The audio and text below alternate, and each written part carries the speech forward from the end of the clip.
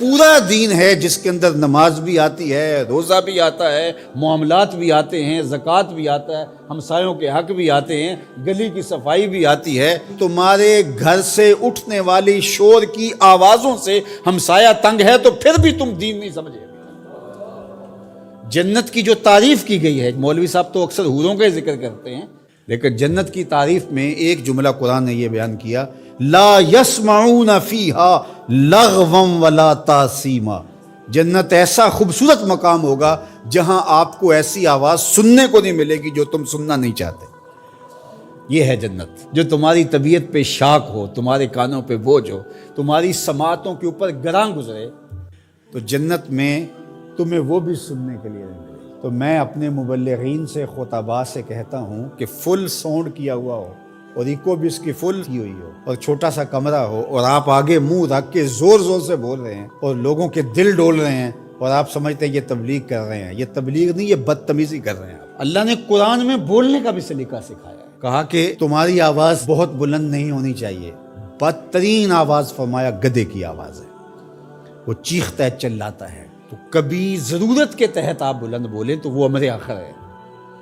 آپ نے دور تک لوگ ہیں اور آواز دینی ہے، یا جنگوں کے اندر رجز پڑے جاتے تھے، وہ ایک الگ بات ہے، لیکن عمومی طور آپ جب لوگوں سے ہم کلام ہو رہے ہوں تو آپ کی آواز لوگوں کے کانوں پہ شاک نہ گزرے، اذیت نہ ہو۔ بعض اوقات خطیب حضرات جب چپ ہوتے ہیں تو ایسے جیسے سکون مل رہا ہوتا ہے، اور جب بول رہے ہوتے ہیں جس طرح قیامت توڑ رہے ہیں۔ تو یہ کیا ہے؟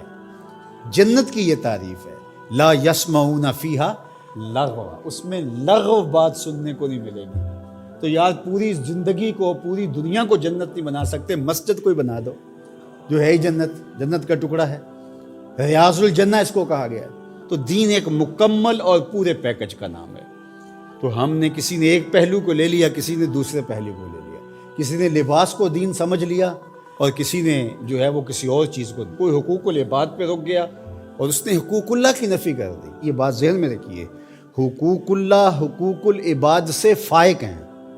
یہ عمومی طور پہ کہا جاتا ہے حقوق اللہ کی خیر ہے، حقوق العباد کا خیال رکھو۔ تو یہ بات ذہن میں رکھیے کہ جو حقوق اللہ ہیں وہ فائق ہیں حقوق العباد سے۔ بندے کے حق اللہ کے حق کے برابر کیسے ہو سکتے ہیں؟ لیکن جو زور دیا گیا ہے وہ اس لیے دیا گیا ہے کہ اللہ تو کریم ہے، معاف کر دے گا، تو بندہ معاف نہیں کرے گا، اس لیے کہا کہ ذرا اس سے یہی معاف کروا لو، یہ معاف کرے گا تو کام بنے گا، اور وہ تو کریم ہے تو وہ معاف کر دے گا۔